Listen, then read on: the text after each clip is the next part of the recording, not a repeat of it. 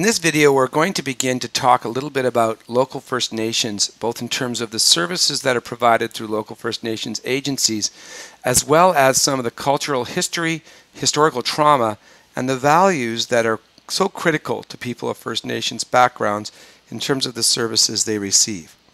Along with this particular video, you will also see in Module 5 some video excerpts from a panel that was in our classroom for the first series of Community Cares classes, and who offered us their testimony in view of their experience both as people in the First Nations community who have, in one case, even gone through the residential school system, but also as people who are educators, counselors, and community first responders themselves, helping individuals with mental health needs and other psychosocial issues who happen to have a First Nations background.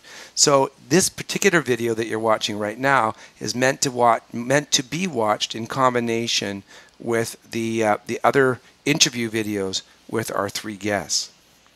Really important for us to begin by taking a look at the services offered by Fraser Health Authority and the Provincial Health Services Agency.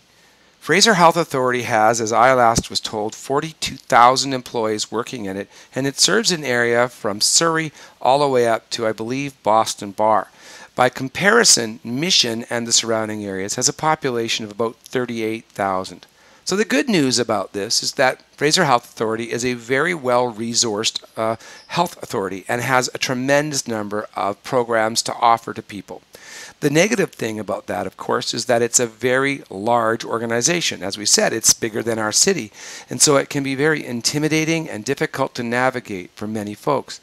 It's our responsibility, whether we're professionals or whether we're family members, to help individuals to navigate the system as effectively as we can, and in particular in ferreting out some of the First Nation services that can be tucked away amongst some of the more common services that are out there. And we need to be prepared to do this, if possible, before people achieve crisis, because even when we know our way through the system, there can be various processes that we need to build time for, such as referrals and wait lists. So it's important for us to be there as guides for people, helping them to cope with the challenges that sometimes occur in being able to, and not being able to easily read what the system is able to do. And as well, we want to help anticipate or prepare. So I've given you a link here. This is a document that is published by Fraser. This is published actually by the provincial government, and it's published at least once a year from what I've been told. This one is 2011-2012, and I want to very quickly point out to you some of the things that are actually within this publication. First of all, information about First Nations communities, or what we often refer to as reserve communities, is here. Information for Métis people as well. Umbrella organizations, I just skipped past it somewhere along the line there. Umbrella organizations are organizations that provide services across the spectrum to people of First Nations background. Organizations around arts, culture, and business. Here's another one that's more closely tied with us, child and family service agencies, and those for people who are not living on reserve but in urban areas. Educational services, job services, family and youth services, friendship centers, which we're going to speak about a bit more in a moment, health services, and these are particularly useful for people who may not be insured or are underinsured, and if you can't access them through Fraser Health Authority, we're also going to talk about the Stolo Nation services, which is the local First Nations largest community in our area, and there may be a different community group in your area. Housing services, and again, we're not just talking about providing people with housing on reserve, we're talking about finding housing for people in urban areas, often strategically located close to transit or amenities, including healthcare. Legal services, so that if people are navigating through the system either with criminal offenses or even things like Mental Health Act, they can access those services. Treatment and healing services, both residential and non-residential, so treatment in risk cases referring largely to alcohol and drug treatment, but also getting traditional Aboriginal healing provided. Services for First Nations women and youth are also a part of this. So I would strongly recommend, I'll put this link up for you, that you download and keep a copy of this where you work if you are serving people of a First Nations background, or even if people that come through your door could include people of a First Nations background, and make sure that you are familiar with this particular document.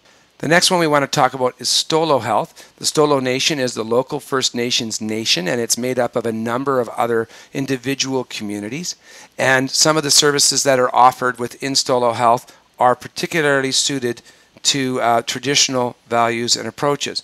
So for example, you'll see here the Longhouse program, and I would strongly recommend that you take a look at this. This is both an educational setting as well as a facility that is part of treatment of individuals. You can see that there are health services here, including supported child development and infant development, and a number of community health and environmental health programs, and non-insured health benefits for people who may not have benefits and who may not be registered adequately in MSP.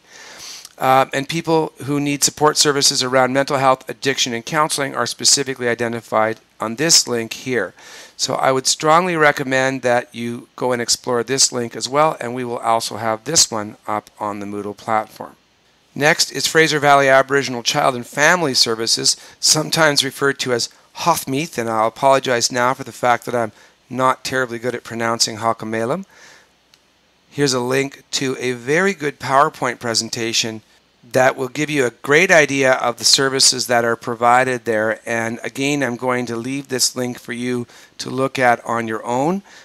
This particular one is referring to the Langley branch of Hothmeath, but it is located in other communities, including Mission as well, and has a very broad range of services. It is going to be one of the required activities for you in this course to go back and check out these links. So just because they're not embedded in this video doesn't mean that they are considered optional activities.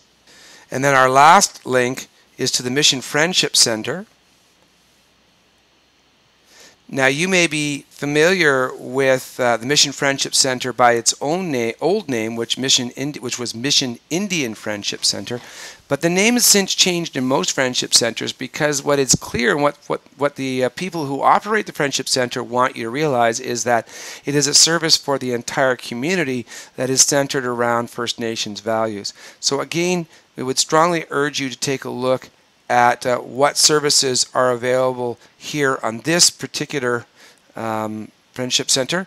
It includes alcohol and drug outpatient treatment, so there are counselors, there's a community kitchen and community health program, family programs, and connections to elders, outreach workers, and so forth.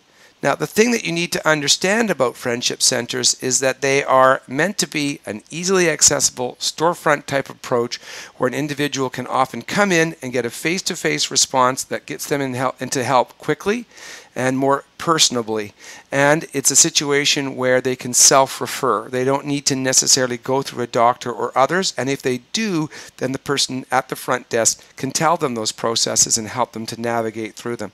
So here in Mission, the Friendship Center is a very valuable resource where a person can come in and get literally just a meal or a chance to kind of get some companionship, all the way up to getting sophisticated supports in the area of things like drug and alcohol recovery.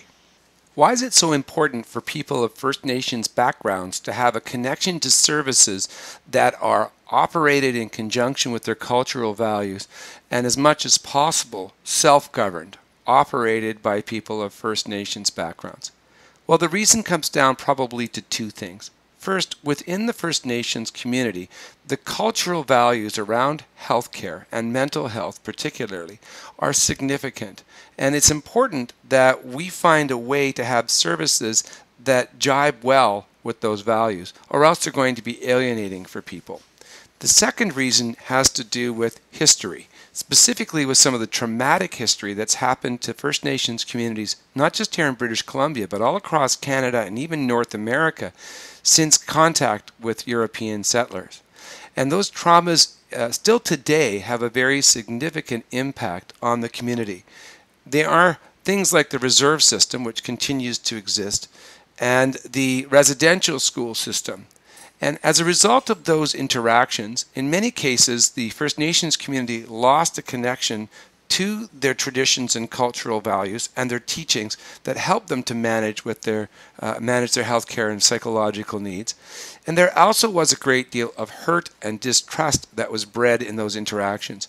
The First Nations community has, in my view, worked extremely diligently to try and reconcile those hurts and to try and create new trust. But it is a long and ongoing process. And even though we may be dealing with young people who have never been to a residential school or never lived on a reserve, they still undoubtedly feel the impacts, even generations later, of the fact that those things occurred in the not very distant history of First Nations people.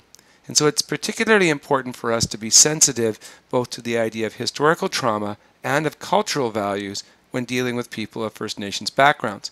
And as I've said earlier in this particular video, to get a full picture of this, watch the rest of this video as well as connecting to the ones of our 3 panelists who gave testimony in class.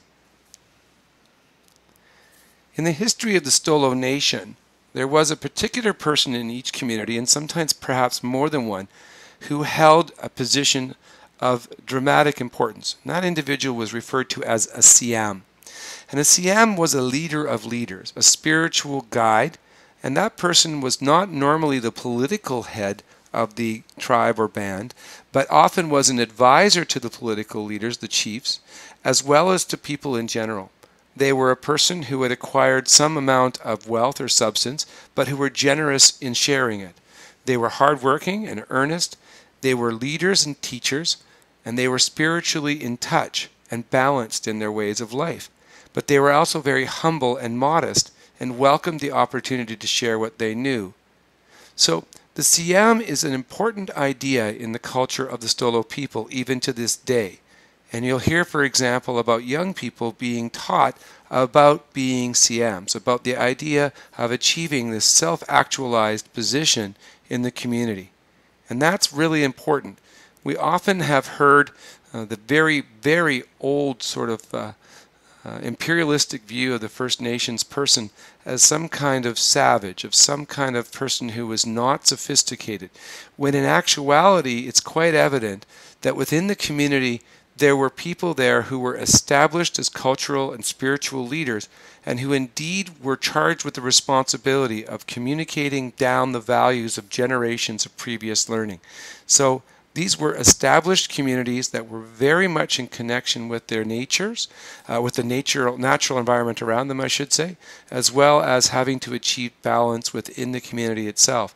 And that tradition continues and is being revitalized here in this day and age. So it's important for us to respect the idea that, in fact, First Nations communities have long held strong views about spiritual and physical and psychological well-being, have had a series of different things, both in terms of cultural procedures as well as medicines that they have done to help people be well, both preventatively and in the event that they started to get sick, and that these traditions are really well synchronized with the traditions of modern healthcare if we do so artfully.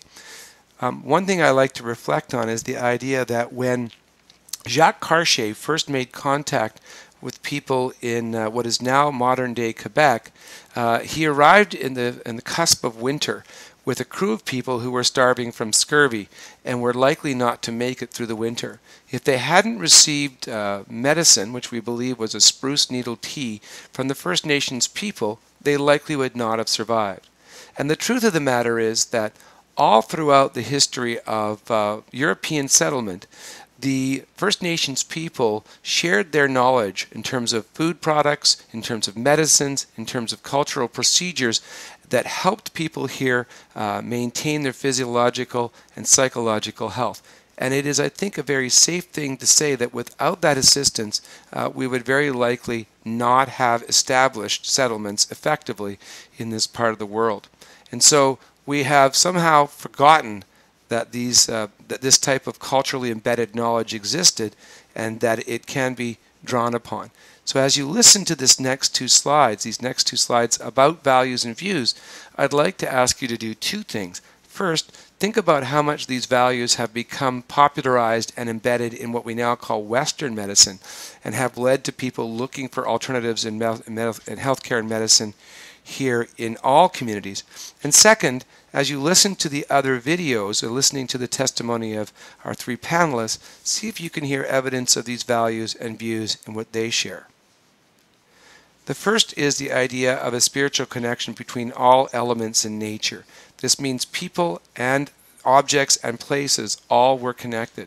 So for many First Nations people, receiving supports involves going to particularly important places. And these places could be places in nature, or they could be structures such as sweat lodges or longhouses that have been constructed by others in their community. As well, there are a number of artifacts or objects that are particularly important. And as you listen to our panelists, they'll talk about the 4 important medicines or plants. Those include cedar, tobacco, sweetgrass, and sage. But you'll also see some objects, like, for example, drums and dream catchers that are brought by our guests. And those things play a valuable role in the person's recovery or treatment, and in terms of them maintaining a therapeutic balance in their life. So for example, in one of the excerpts of the video, you'll see Susanoo Soup, I should say, demonstrating a smudge with a bundle of sweetgrass. So both the object and the ritual are important. So as we said, some of the medicines that were important were tobacco, sage, sweetgrass, and cedar. The tobacco would not have been the tobacco harvested in the southern United States or places like Cuba, but it would have had a medicinal ingredient like nicotine or nicotine itself. One of the most important concepts of the First Nations community is balance. And often you'll hear people talk about the medicine wheel. And the medicine wheel basically is similar to a 4 pillars of wellness type of approach. It refers to the idea that if a person is going to be well, they have to be physically well, emotionally well, spiritually well, and psychologically well. And they must be connected in nature as well. And so there are symbols and colors that are associated with the medicine wheel. And I'll put up a web link as well to help you learn more about this. Sometimes people, when receiving supports, go into areas where the medicine wheel is actually a physical place, and individuals sit and participate in rituals around a medicine wheel. Ritual and ceremony in general is very important in the First Nations community. This includes songs, dance, storytelling. It includes smudging and sweat lodging. It includes a combination of these things in larger get-togethers, such as powwows and potlatches. And so if you have the opportunity to be a part of or to witness some of these ceremonies, I would really encourage you to take part in them. They are very, very powerful, and they offer tremendous insight into this other culture that you may not be as familiar with. One of the things that is distinct about Stolo culture is that the history of the First Nations people was not written, but passed down orally. Normally this was done through songs and stories, and it was the job of the elder person to assess when a younger person was ready to receive these stories or songs, and so they were often given as cherished gifts. And so they were not something that a young person could demand or just ask. That would have been impertinent and disrespectful. Instead, the young person spent time, often silently, in the company of elders, and simply learned by watching and listening, and was ready when these stories or songs were shared. Unfortunately, because of the residential school system in which people were taken away from their families and often told or even punished for sharing their history or speaking their language, that they were not allowed to do these things, or in fact they were even in some cases, such as the potlatch, outlawed. These traditions have in some cases been lost, and there's a strong effort to try and recapture and recover them. First Nations communities are independent of one another. They are in and of themselves small nations, very much the way that if you were to go back and look at the history of, for example, Europe, many of the cities that existed were once city-states. They were once small tribes or bands, and eventually they amalgamated into larger provinces, states, or nations. But not all of them have, even to this day in parts of Europe. So that is still true of First Nations communities. However, there is also a large connection between the First Nations. There is a spiritual connection and an understanding of what they share. So often First Nations people are open or comfortable with people who are not of their own band, but who have another connection to the Aboriginal community. And I spoke one day to an individual who was an important leader in the Gitskan community, and I asked him about the role of people who were neither European nor First Nations. And how he explained it to me was, First Nations people often understand that an individual who is from a minority may have some ability to understand the experiences they've gone through. So even if you are not a First Nations person, but you are a person, for example, from a visible minority, sometimes your face will be a little bit more easily received than the face of somebody who's of European descent. Although, after time, every person is likely to have an opportunity to build relationships and break down barriers. Within the First Nations community, the concept of authenticity is extremely important. Much more important than fixing blame or getting people in trouble is simply the idea of speaking to the real truth. The truth that we know within ourselves makes us feel that we are living authentically. And so when you hear First Nations people talk about their experiences in dealing with the traditional system, the institutionalized system, don't be surprised if you hear them, including in our videos, saying that their intention is to tell their story because telling the truth is beneficial to them and to the community as a whole, and that it's not about trying to make others feel bad or blaming. Indeed, at the root of the culture is the idea of respect for one another, respect for nature, respect for these values, and for the history that came before, respect for elders and for ancestors. So we also want to understand that the concept of acceptance is definitely there. I spoke a few moments ago about the idea that sometimes a First Nations person may initially respond better to somebody else of a First Nations community or even a visible minority. But in my experience, as long as we show patience and acceptance of the idea that a person will need to build a relationship at their own pace, they will, generally speaking, come to accept us as long as we know we are accepting of them as well. And in fact, I have found people of the First Nations community, when given the opportunity, to be highly gregarious, very, very quick to share a joke or a laugh, and generous both physically and in terms of their spirit or self. That does not necessarily come across immediately when we first meet a person of First Nations background, especially if we have a white face, because we have to accept the idea that there is going to be this idea we spoke of earlier of being a listener, of being cautious and careful and respectful through silence until they have a sense that we are trustable and that we are in touch with them. And then we'll start to see that personality starting to emerge. So I've learned not to push too hard with some of the First Nations students and clients that I've supported over the years. I've learned, for example, not to try and get a person talking too much when they're not ready, or to have eye contact before they're ready, or to express themselves with a great deal of inflection in their voice when they're ready. I've learned to respect the idea that a person is quiet and perhaps a bit passive initially, but will generally start to come out of their shell when they're ready. We spoke a bit earlier on about the concept of reconciliation and the idea that healing needs to occur both on a macro scale, community to community, and on a smaller scale with human beings that are in the helper category and human beings that are in the receiver of help category. We need to allow people to connect with their culture in a way that builds pride and identity, because we know, of course, that when people feel socially valuable, it helps them to feel individually valuable, and that connects them with being well. If we don't have self-esteem, we don't tend to invest in ourselves, we don't tend to respond well to treatment, as we've spoken of earlier. So as you're approaching people in the First Nations communities, if you're not a person of that background, take some time to approach things in a way that is in tune with these ideas and values.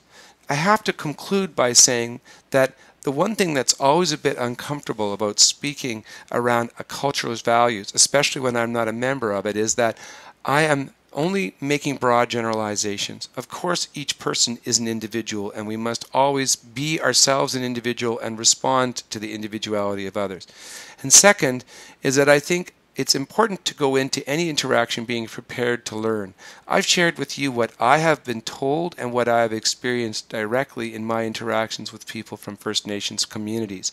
However, I have constantly more learning to do. I learn constantly in my interactions with people from that background, as I do from every culture.